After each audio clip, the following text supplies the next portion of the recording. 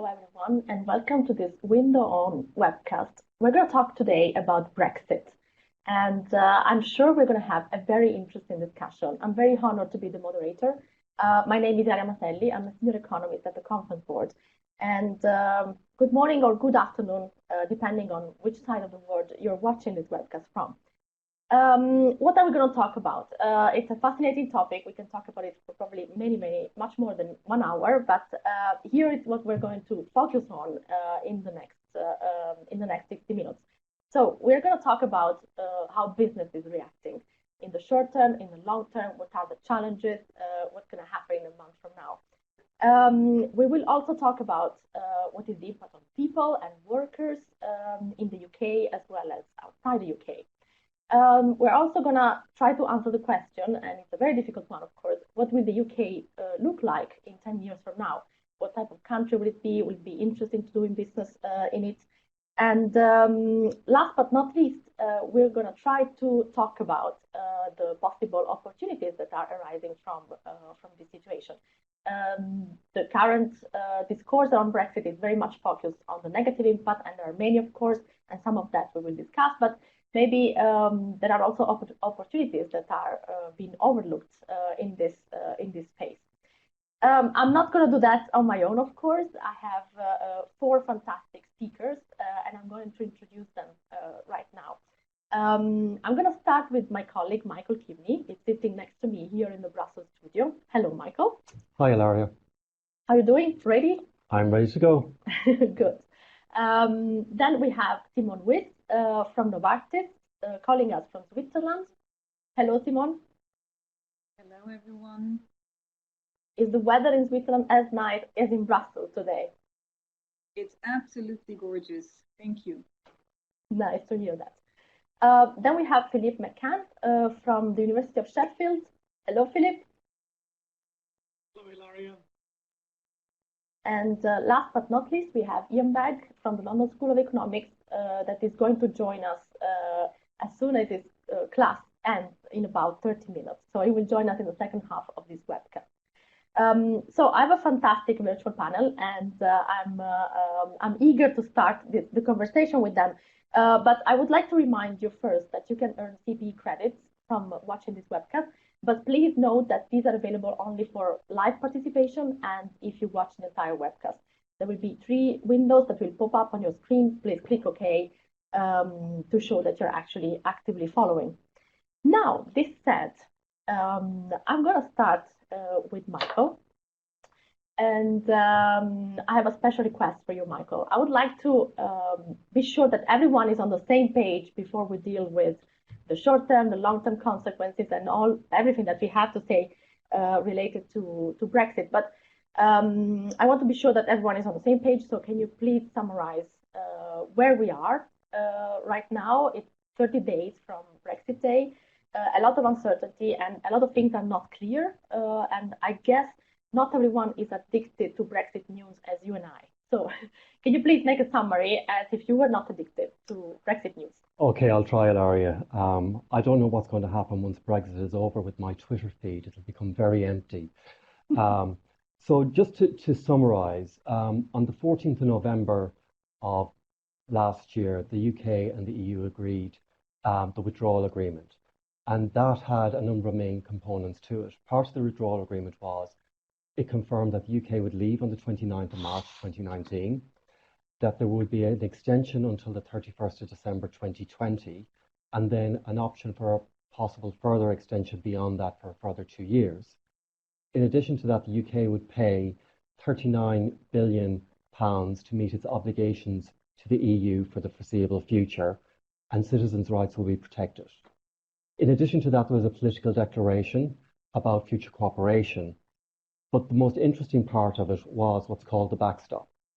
And the backstop was a mechanism that was introduced to make sure that there was no hard border in the island of Ireland between Northern Ireland, which is UK and will be outside the EU, and the Republic of Ireland, which is within the EU. It's the UK's only land border with the EU. And this backstop was introduced as a way of making sure that there would be free movement of goods and people across the border, and not a return to the past in Ireland.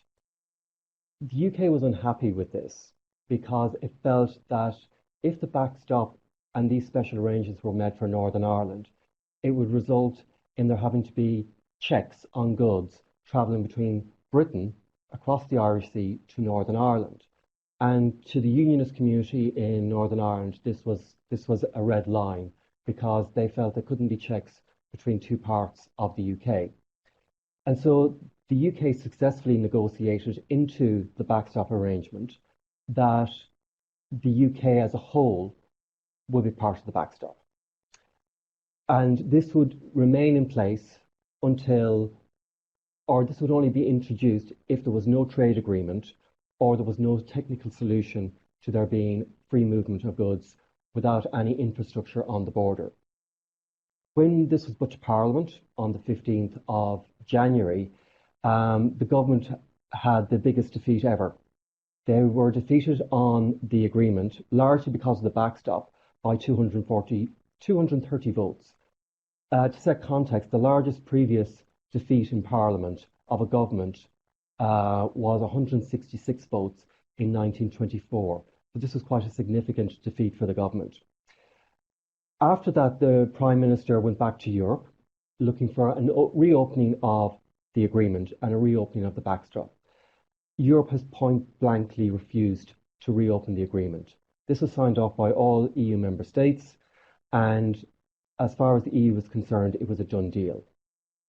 So what we don't know is what is going to happen now on the 29th of March. The negotiations, the politics that's going on is all taking place largely within London, within Westminster. You have got the Labour Party, which is the opposition, now open to the idea of there being a second referendum. So the Prime Minister is kind of stuck. Yesterday, the Prime Minister came out and said that there was going to be a further vote on the agreement. This is the same agreement that was defeated on the 15th of January. And in this vote, which is going to take place on the 12th, the same Parliament is going to be asked, do you approve or not? It's likely to be rejected. The next day, on the 13th of March, Parliament is going to be asked, shall the UK leave the EU without no agreement on the 29th of March? And that is also likely to be rejected. The next day, on the 14th of March, there is going to be a motion from government on whether Brexit should be delayed and a deferral sought. And it is most likely that this should be agreed. It's reckoned that the Prime Minister will go for a 3-month extension, and this will bring us up to the 30th of June. And Michael, can I stop you on this point? Okay. Because I would like first to launch the first poll question. So sure. For the audience, you may want to know that we have 3 poll questions. So I'm going to ask your views here and there during the webcast. And I forgot to say at the beginning that if you have any question, please use the chat box at the bottom of your screen. And if you have a question for a specific speaker or general, I will pass it. I will read it and pass it to everyone. I'm coming back now for this question. I'm going to read it and then we can discuss. And Michael, I will ask you to finish where we're going to be in June. So on March 30, we will wake up with the UK. A, still in the EU due to an extension of Article 50 deadline. B, trading with the EU under the WTO rules, which means basically hard, disorderly Brexit. Or C, out of the EU but covered by Prime Minister May agreement. So, Michael, we know what is your view. My because view. you think that an extension is the most likely scenario now. I don't fully agree. But I'm gonna give it maybe 10 more seconds for people to vote because I see the numbers are still moving, and then I will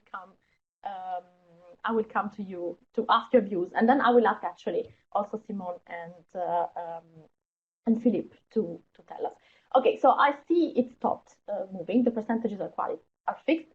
So A got 80%, 85%. One last reply. 90%, and then, no, again, more or less 80% for A, so still in the EU, extension of Article 50.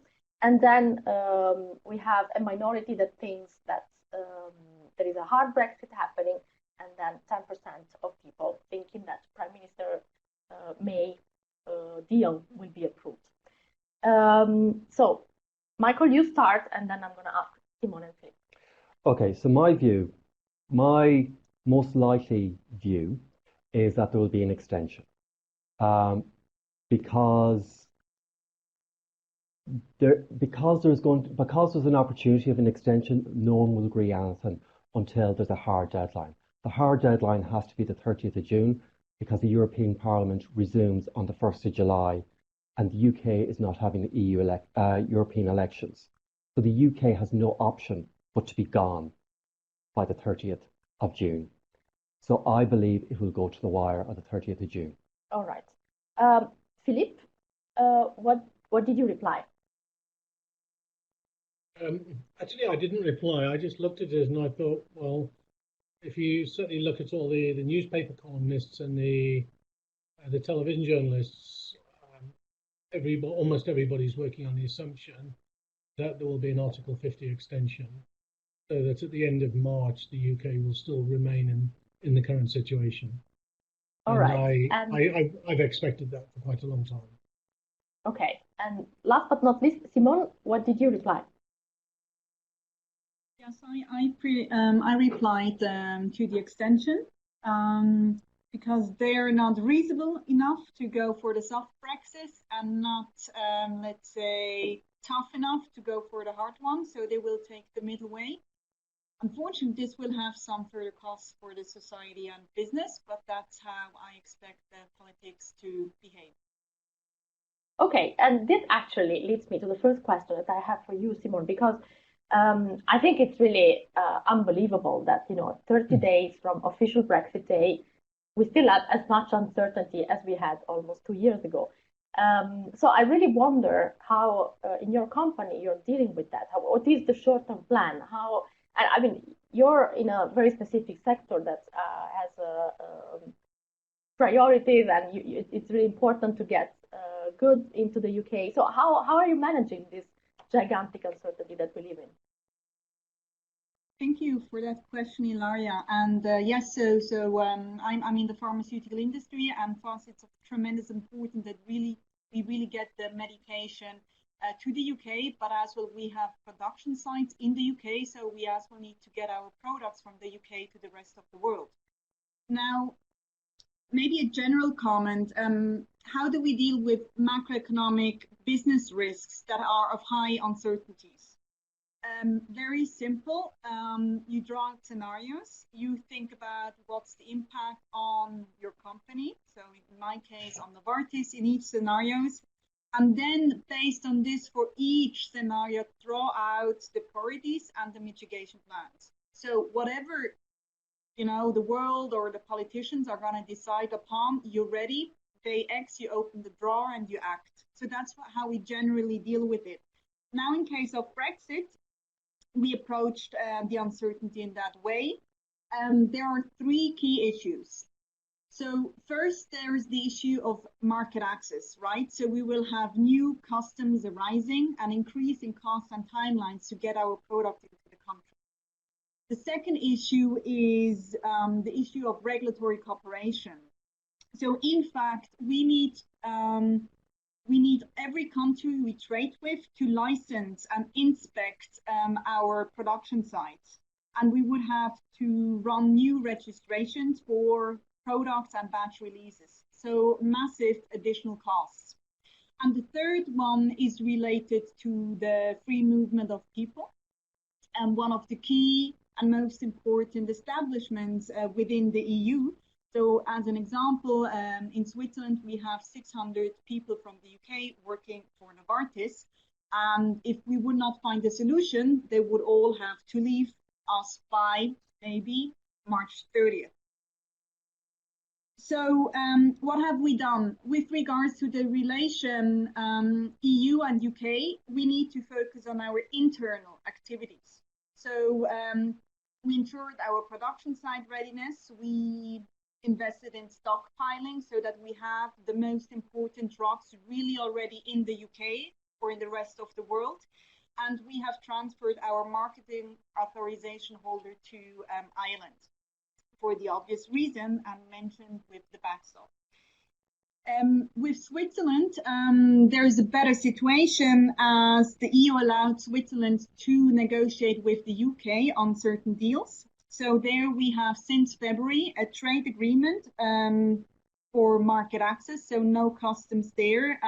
We have agreed that there would be no further site inspections, and there is as well an agreement on, let's say, the free movement of people, so that our 600 people that are already in Switzerland can stay without any problems, but as well that new UK people can come into Switzerland and work for Novartis.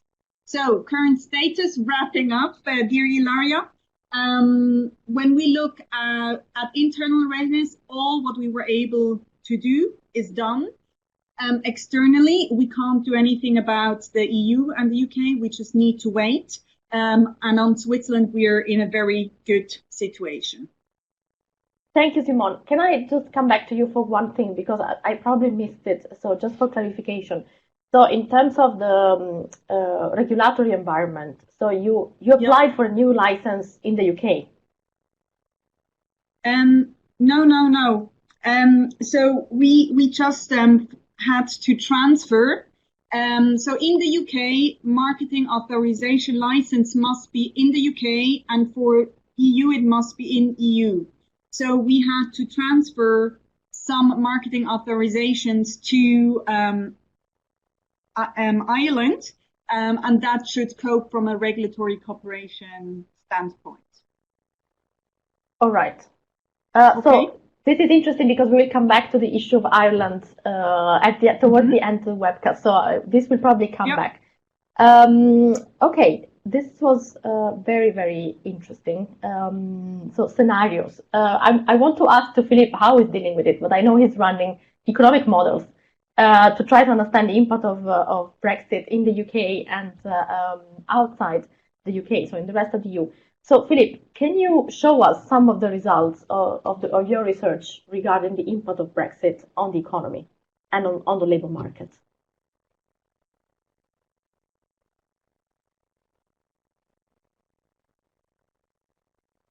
So this work that we're doing, it's a whole group of us. There's a team of about 11 economists across the Netherlands, across the UK.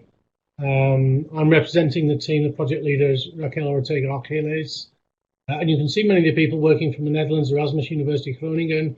We're funded by UK and a Changing Europe. So this is a special think tank at a national level in the UK, which is regarded by everybody pretty much as the most authoritative source on anything to do with Brexit.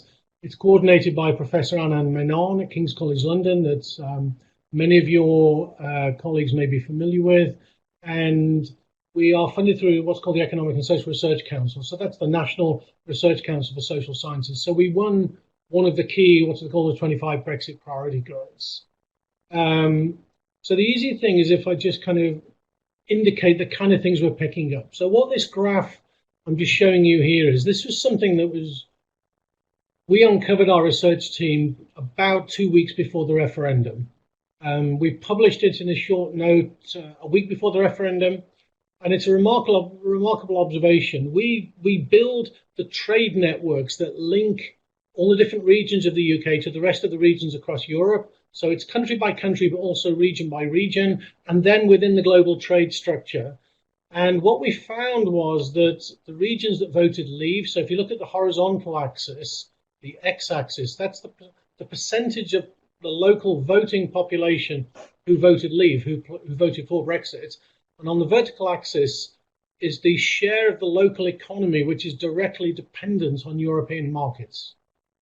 And it's basically inversely related. So if you look at somewhere like the top, you can see there's a little circle up there, which is the region of Cumbria.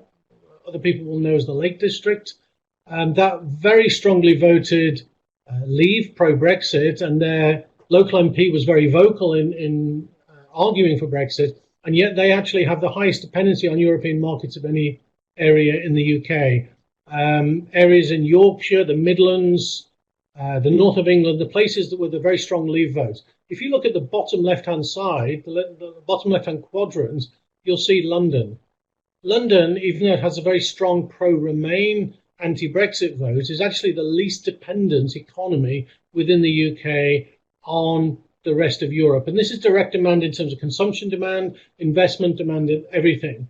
So it allows us to ask the question, which shares of labour income, that's of course pounds in people's pockets or euros in people's pockets on the other side of the channel, and local GDP, which are directly at risk as a consequence of Brexit trade barriers. Now, to understand this, it's a very complicated technique analytically, and everything that we do is published, and it's based on absolutely state-of-the-art analytical approaches. But in order to calculate how much GDP and income at the local level is exposed to Brexit, what we need to do is two things. Imagine that a wall is put round, a fence is put round the UK on Brexit Day. So the drawbridge comes up, a fence goes up, and there's a barrier. And imagine that trade stops for 1 second, for 1 minute, for 1 hour, for 1 day, for 1 week, for 1 year. It doesn't matter. What you do is you compare the trade without Brexit versus trade with it, Brexit, assuming it all stops. Now, this is a hypothetical scenario, but it's actually what you need to do in order to calculate the real exposure to Brexit. It's through a technique called value added in exports. And the reason you have to do this is because goods and services are moving forwards and backwards across European borders all the time through value chains. So what you cannot do is simply add up exports, add up imports, and talk about trade surpluses or trade deficits. This dominates politics. The UK has a trade deficit with Europe, therefore somehow Europe is going to be desperate to maintain its markets in the UK because it has a trade surplus. Well, the argument's ridiculous because, of course, for any two partners to agree a deal, it implies that the extent to which one partner wants a deal is mirrored by the extent to which the other partner doesn't want a deal. And if there is a deal, it always implies that it favours the ostensibly weaker country. The argument's nonsense because it's based on a logical mercantilism. Mercantilism disappeared in the middle of the 19th century with the Corn Law debates in the UK. So what we do is we calculate using a very sophisticated methodology, which is an input-output model. It's the largest input-output interregional and international model in the world. It's through what's called the World Input-Output Database. And we can calculate the direct exposure very quickly. The UK, about 12.2% of UK GDP is directly exposed to Brexit risk, whereas the rest of Europe, it's only 2.4%. So the UK is 4.6 times more exposed than the rest of Europe. And the nice thing is you can map all these differences. So on the left-hand map, you see dark green. All the UK regions have an exposure to Brexit of between 10% and 17% of their local GDP. And people say, is that a big number or a small number? Well, if you remember that the contractions associated with the global financial crisis were typically of the order of 2 or 3%. Now, we're not saying how much the contraction is going to be. We're not going to say it's 17% or 10%. What we're saying is this is the level of exposure which is directly at risk to any shocks in demand. And it also implies how much a locality has to restructure in order to respond to Brexit. The next most exposed country, not surprising after the UK, is Ireland. Ireland is about 10% exposed, and then the western and the southern German regions have exposure levels around 5.5%, the Dutch region 4.5%, and then what we've got the French regions all around 2%. And you get this is very interesting, but it can feel a little bit abstract because we're talking about GDP numbers. And I know a lot of your research was actually on labor markets, and actually, which means basically people.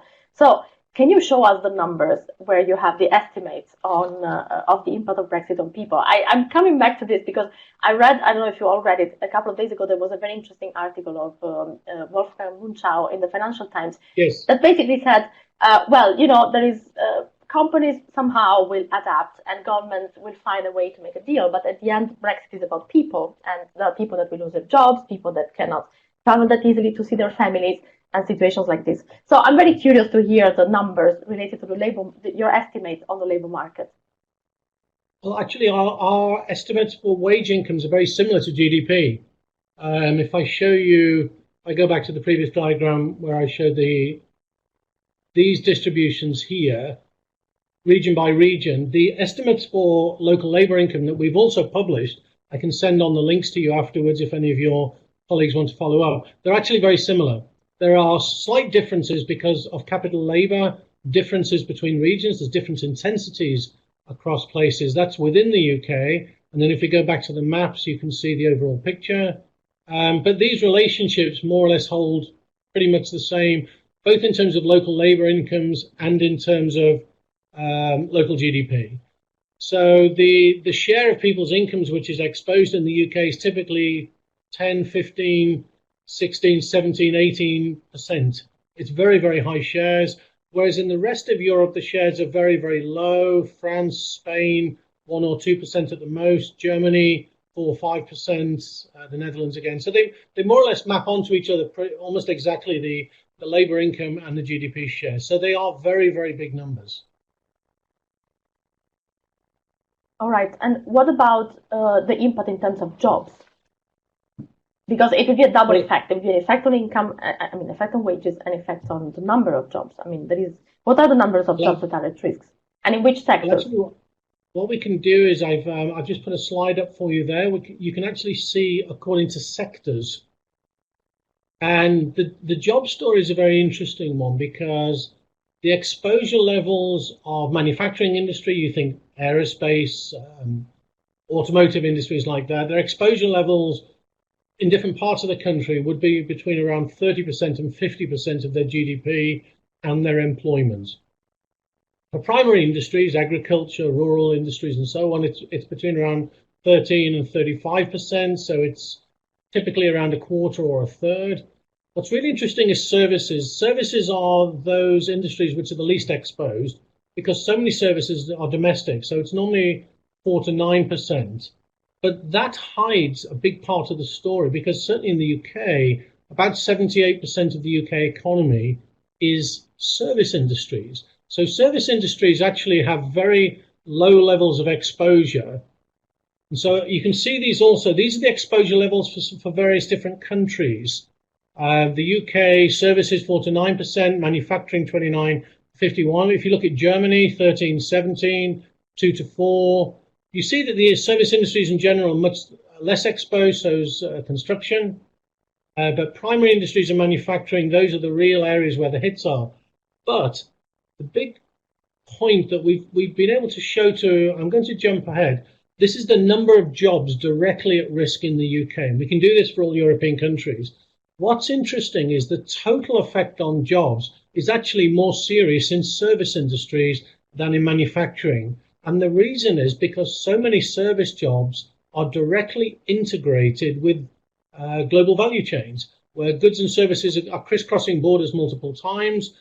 You know, an industry like automotive, for example, or pharmaceuticals or aerospace has numerous service activities in terms of financial services, legal services, intellectual property, computing, design, CAD systems. They're all playing different roles. And in absolute terms, the exposure levels are actually the highest for the service industries. And we calculate the total employment exposure directly to Brexit in the UK is just over 2 million people.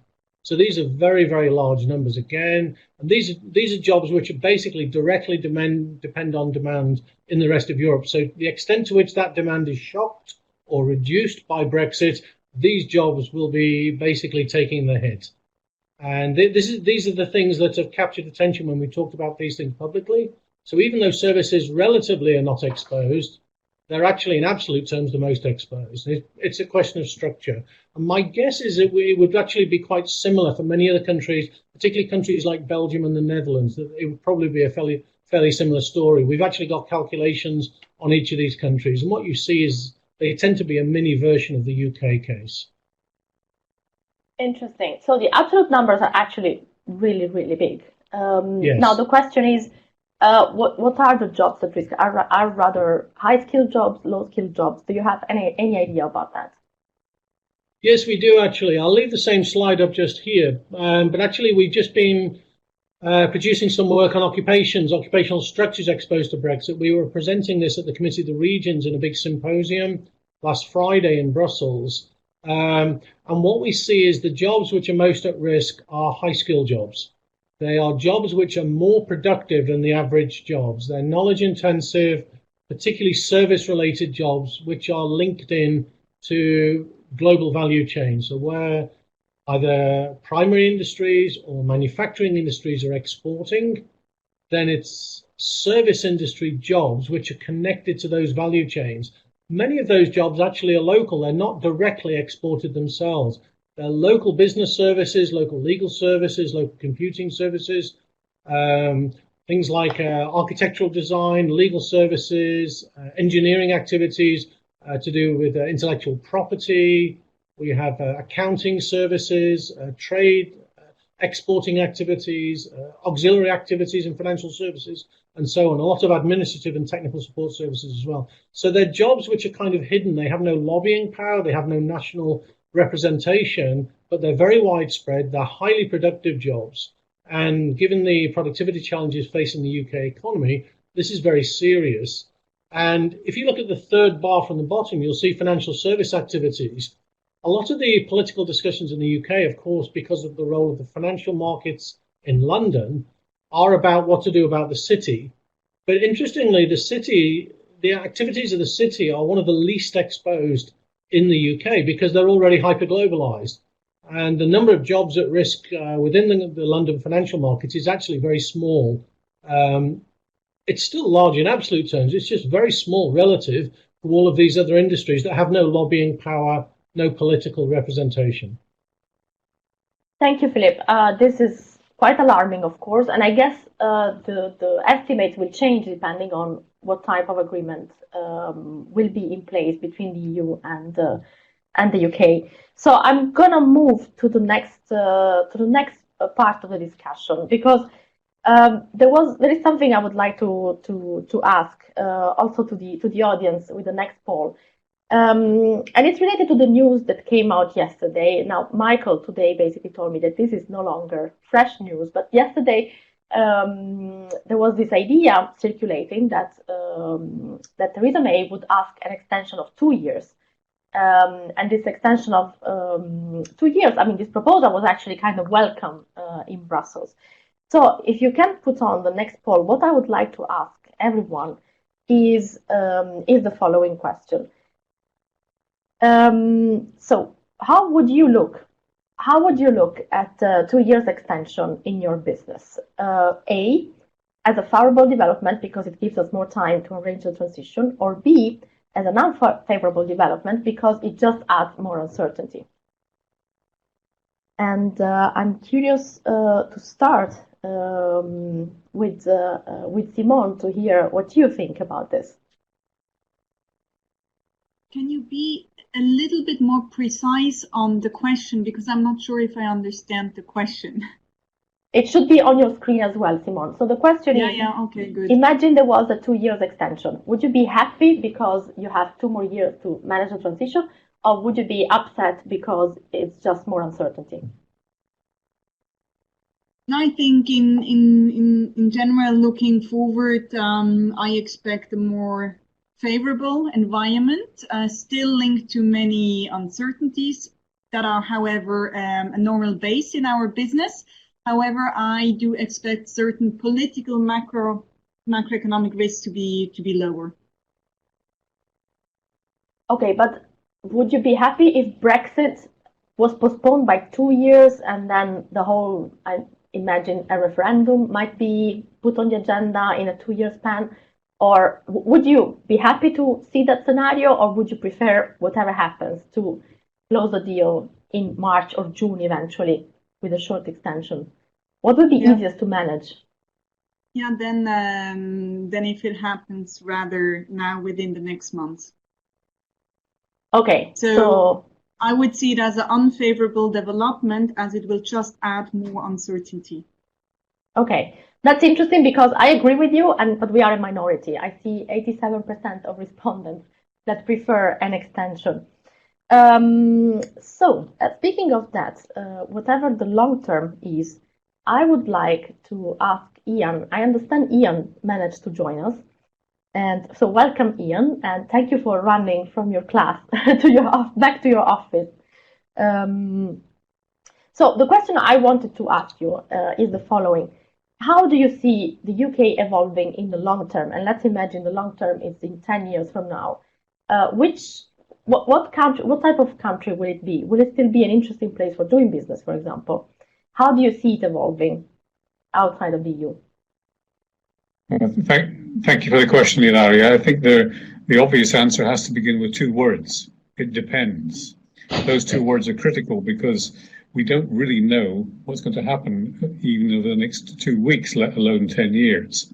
But let me try to speculate on the possibilities. The first is that there's going to be a considerable likelihood of a major political realignment. We've seen fragmentation inside the two biggest parties.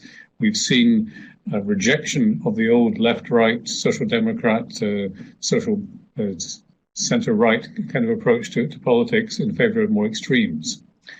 Then we need to consider what the aftermath of the referendum is going to be, because we've seen divisions across our country economically, and we note that there's nothing dramatic likely to happen, contrary to some of the projections of Project Fear, but instead a gradual loss of influence across the UK, depending on how hard the Brexit outcome is.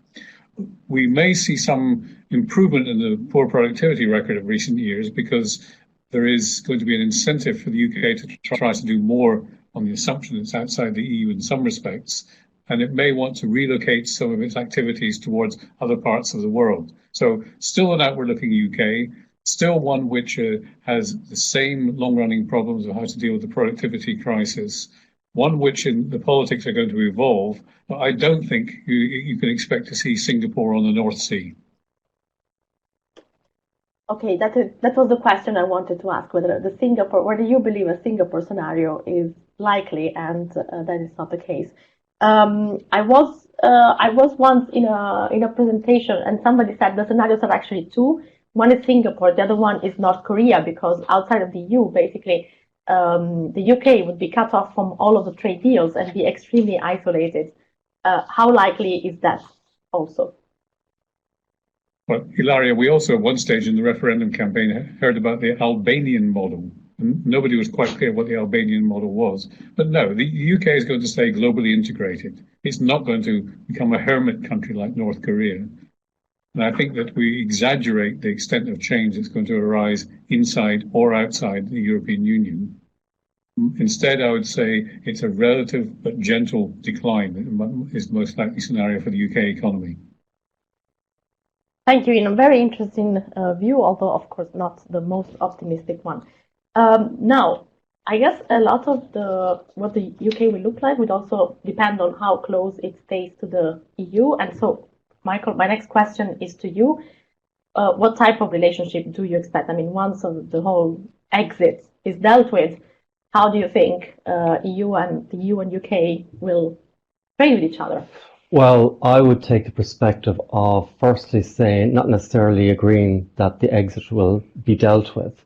But if you look at the political declaration that was attached to the agreement, it said that the UK and EU would have an ambitious, broad, deep and flexible partnership in the future. You can't deny that the UK has to continue to have a strong relationship with Europe. It's surrounded by the EU, essentially. It's its main trading partner. And given the proximity, there can only be a very close trading relationship between them. So my view is that the UK will take one of two directions. One, Brexit won't happen. Or two, it will happen, but I think there'll be an extended transition period, avoiding the use of the backstop, and that an extensive trading agreement will be finalised between both the UK and the EU, because it's in everyone's interest. I think secondly, in addition to that, I think we're going to see a creep of engagement between the UK and the EU again.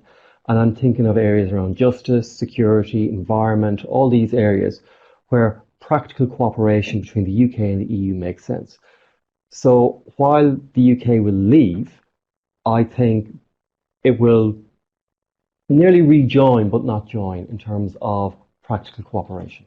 And does that mean a Norway type of deal, or that is completely ruled out? The Norway deal has been completely ruled out. I think, like the Norway deal, because the Norway deal is around a customs union. The UK is saying it's not going to go into a customs union. So it'll be the UK deal. It'll be a unique bespoke deal for the UK, but it will be one step short of the advantages of full membership, because the EU cannot give the UK the advantages of full membership without being a member. Ian, do you agree with that, or how do you see the future relationship between the EU and the UK? You're often here in Brussels, so I'm sure you have a view on that. Well, for the short term, they're going to be tense relationships because we don't quite know how the other countries are going to react to the difficulties that the UK has caused them. We've seen pushback on very specific issues like fishing or even Gibraltar from the Spanish perspective. I think there's an exasperation with the Brits, which will last some time. But what we wait to see is where the British political system ends up, because if it ends up with a strongly Eurosceptical or anti-European government of some description, that's not going to be very welcome in Brussels, which prefers harmony and trying to reach consensus on big political questions. And then there is a particularly toxic question, which is the EU's public finances, where the loss of the UK contribution to the EU budget is going to create difficulties for other countries. The divorce bill limits that, but over the longer term, somewhere they're going to have to replace the UK contribution. And that's a very important topic in Brussels, perhaps overlooked in the general debate. There is a question from the audience. So Brian is asking, and I'm going to ask Ian and Michael, what is the probability of a second Brexit referendum? Ian, you answer first. Ian? I just gave the answer today to a German newspaper, 35%. 35%. Okay, that's very brave to give a number. Interesting. I wouldn't put a number on it, but more than that or less? That's about right, I would think. I think it's unlikely, but not unrealistic. Okay, so 1 in 3. And it's growing. Yeah. Okay, this is fascinating. I want to go back to the issue of doing business in the UK, and I would like to ask a question to Philippe, because Philippe, you are our expert here of global value chains, and we know that European value chains, including the UK, are very, very integrated. So, and it's news of this week that Honda, for example, the car manufacturer, decided to leave the UK because of the fear of preserving the just-in-time approach. So, my question to you, Philippe, is what's going to happen with, will the UK be still an interesting place for doing business once there is some sort of border? We don't know exactly what type of border, but once there is some sort of border with the rest of the EU, and this affects inevitably the value chains.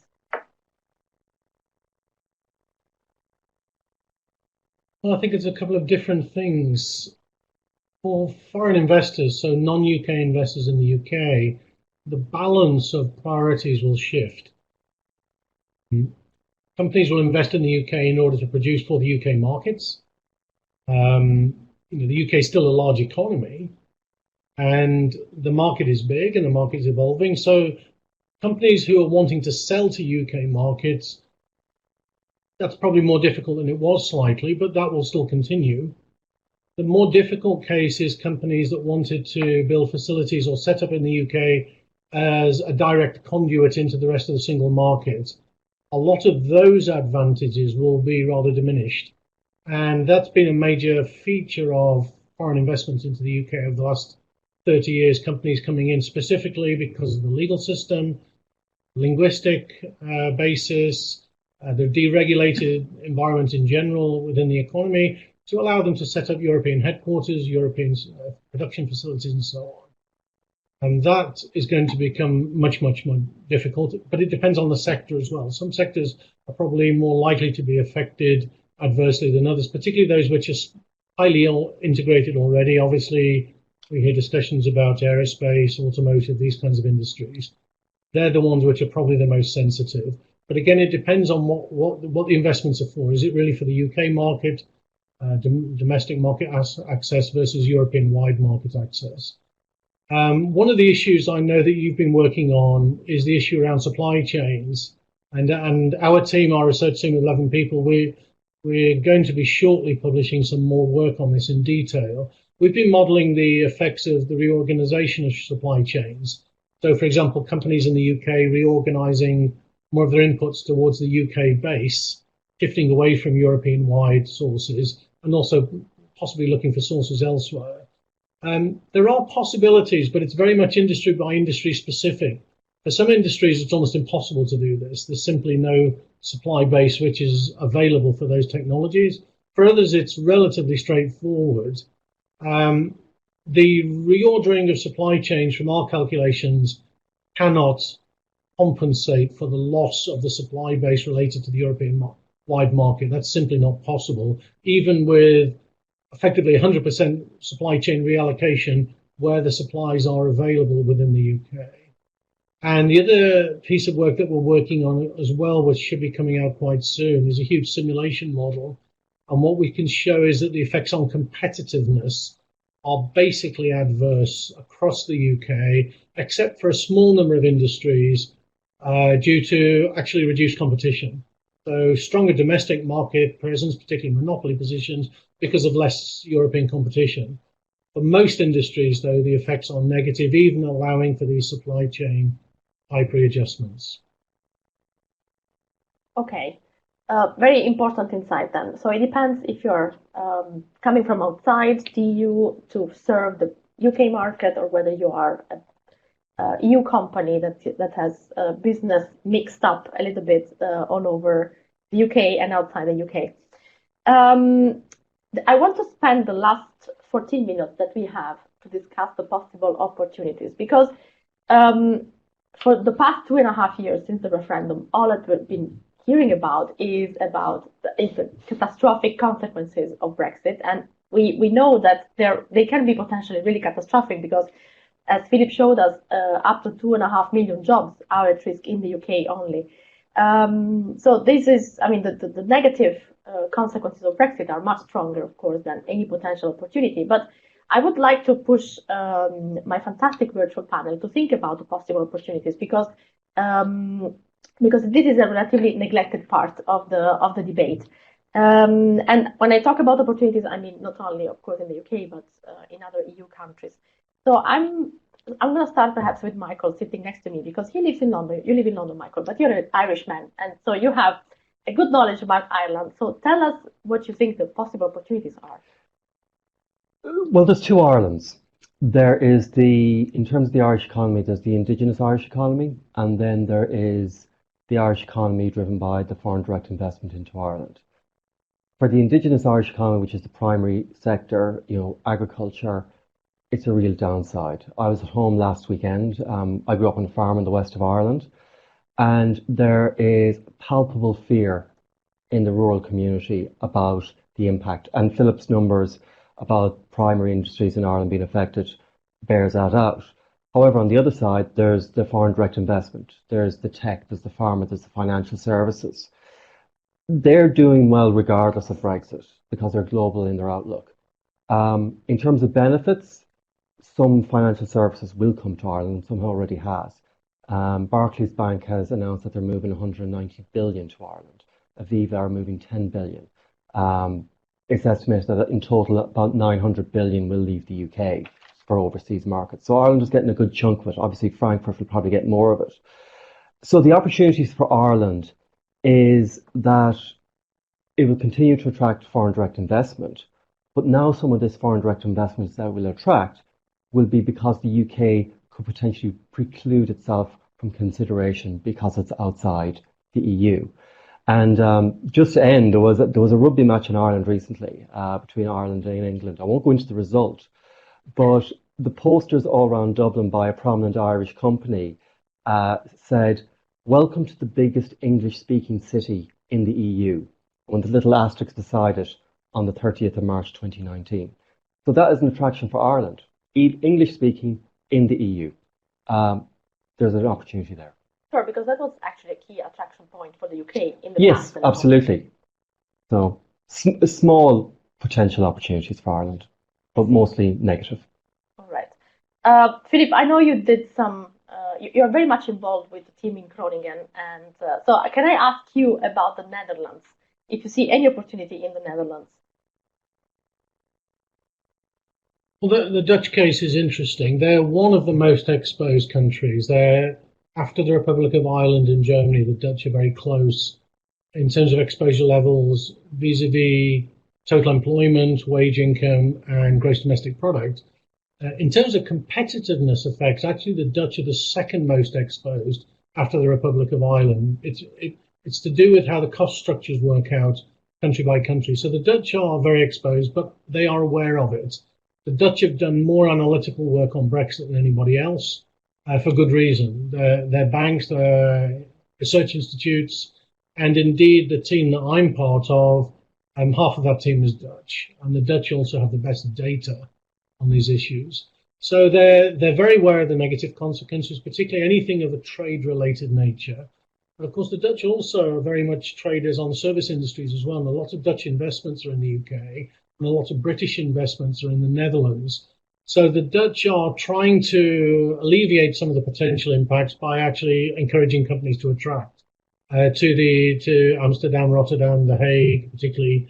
And so they have a big campaign behind the scenes with dealing with a large number of companies, trying to persuade them that the Dutch environment is going to be the next best place to invest if companies are considering leaving the UK. I know they're in direct competition with places like Dublin, Frankfurt, and so on, but the Dutch are very organised, and they've been working at this for quite a long time. Interesting, I was just going to say in terms of the Irish case, the meetings I was in last week in Brussels, what we see, the Irish estimates done by the Irish analysts themselves are extremely close to the estimates of our team, within tiny margins of error. They get basically the same results using different data sets, different methodologies, and they also get the same type of regional and spatial results that we've got. So that's very encouraging in the sense that, encouraging from the point of view, at least analytically, we're confident that what we're finding is correct. But what it means is both countries, both the Netherlands and Ireland, are extremely exposed, but they're also probably in the best position to poach companies, particularly R&D and headquarter type functions. Ian, do you see any upside when it comes to the UK? Well, some people do. There are some pro-Brexiteers who believe that Brexit is a huge opportunity to reorientate British trade away from the stagnant courts of the European Union towards emerging markets, and they believe that we can prosper in this new world. I think that there's maybe a little bit of a lack of realism in some of this argumentation, in that it ignores the impact of foreign direct investment. Foreign direct investment tends to come here because Britain is ideally placed to export to the rest of the EU. And Phil talked earlier about supply chains as another aspect of this. That is something that is going to be challenged by Brexit. But nevertheless, there are some who say we can move to this brave new world in which we do better in India, better in China and other emerging markets, and instead don't have to be tied to the EU. There are also those who say that we can move to a different regulatory model. Now, I said earlier that I don't think we're moving towards Singapore and the North Sea. What the British people voted for in the referendum was not to change the British social model. We don't want to disband public services. We don't want to get rid of the social protections and the National Health Service, which are core parts of British values. So I don't think the regulatory change is as great as it's been portrayed as. And in any case, there are three basic regulatory models in the world, the EU one, the Chinese one, and the American one, and Britain's not going to be in a position to do a standalone one. So although it's tempting to look for silver linings to all these clouds of Brexit, I think we'd have to be honest and say that, on the whole, the risks are on the downside, except maybe in one area, which is public finances. It's just possible that no longer paying into the EU will assist British fiscal consolidation, which has been going on for nearly a decade. But if our economy grows more slowly, that will offset no longer paying to the EU. So that's one of the finely balanced bits of it. And remind us, you're an expert on the EU budget, so remind us the British contribution to the EU is per year something like 0.7%, am I correct? It's about 12 billion euros per year net of the money that flows back to the UK, and that would go up a bit under normal circumstances. So that takes a significant hole out of an EU budget, which is expected to be in the next few years of the order of 150 billion. It's a big loss. Either the Germans have to pay more, which they don't like doing, or the Poles and others will have to receive less, which they don't like doing. So somewhere there has to be a compromise. Thank you, Ian. There is another area where I wonder if there is any upside for the UK economy, and that's productivity. Because I checked the number in our total economy database, and if I'm not wrong, for the last 20 years, productivity growth was only 1.2% on average per year. So I wonder, is there any way that being out of the EU can kickstart productivity growth again in the UK? Philip, you are the hardest core economist on this team. Can you take that question? Actually, I coordinate a large network of scholars, particularly economists across the UK, working on productivity. I think the answer to that question is basically the answer that Ian just gave to you on the previous question. The risks are on the downside. It's hard to see upside risks, upside opportunities rather, also in terms of productivity, because the likely adverse shocks, and shocks don't have to be sudden things. I think in the press, people tend to think of a shock as being something very sudden. They can be very long-term, very slow burning issues. Those are very much on the downside. Those types of things are almost certainly likely to limit productivity growth, unless the UK is able to galvanize its engagement with dynamic markets in other parts of the world. I have my doubts about that, but that's what people think.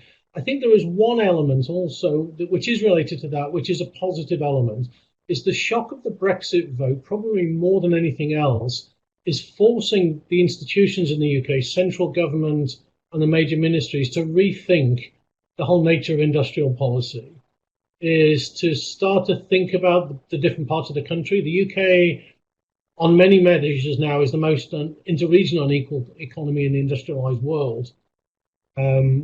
Certainly amongst any major country it is.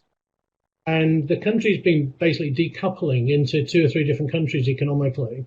And it was largely being ignored by national ministries, national media debates. Whereas the Brexit vote has forced a rethink of that. And we've got a movement towards a new industrial policy at the national level, much more lateral thinking across ministries, and instead of very siloed thinking, transport does transport, finance does finance, economics does economics. There's much more of a lateral level of thinking across government, and also a movement towards more devolved thinking at cities and regions. So they are potentially positive steps forward. They're definitely a result of the shocks which the Brexit vote brought forward. And those implementations potentially could have some positive effects on productivity, but only if they're done properly. But the danger is that they're going to be led by political narratives rather than some sort of sensible economic logic. So that's really the kind of space to watch out now. I see. Ilaria, can I add one other small element, which is that there are some people who argue that because Britain will put off economic migrants from other EU countries, there'll be then much more pressure on British employers to train more and to try to improve the skills of the indigenous workforce. And that's been a drag on productivity over many years. Now, I don't particularly buy this argument, but I just put it into the mix as one which is being advanced.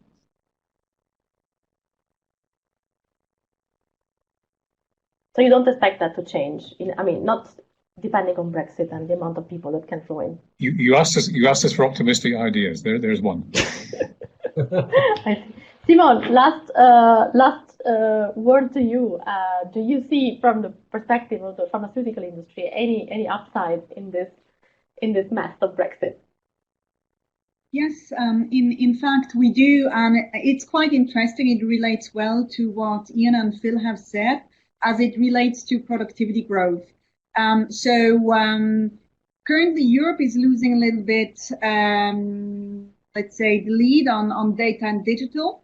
And this is actually an area, given the great universities the UK is having, and as well institutes in big data, that the UK could really take leadership on that digital transformation, which is as well being seen as the 4th industrial revolution that really could kick productivity. Interestingly is that we here see already quite proactive movements from UK authorities that actually speak to companies in that area and try to attract them and work with them. So I think really big data collaboration, from our view, in the area of healthcare, that's one area where UK could take a strong leadership in Europe. Thank you, Simone, and thank you, everyone. I know it takes a big effort to try to think of the upsides, but we heard a few. So potential productivity growth, leadership, and a lot of skills around data, more training possibly, and a better planning of industrial policy. Now, our hour is gone, and I wish we had another hour at least, because I see a couple of questions here on security that I'm afraid, and populism in general, that I'm afraid we cannot answer. I saw them too late, and I apologize for that. But hopefully, I think the Brexit topic will stay with us for a while. So we will probably come back, call in my fantastic virtual panelists again. And all I can do right now is to well, thank you, Michael, Simone, Philip, Ian, and thank you for the attention of the audience. And if you want to meet again in 1 month with another window on, the topic for March will be the word debt. How big is the problem with the word debt? Thanks again. It's been a super interesting hour, and I hope to see you again sometimes on another webcast.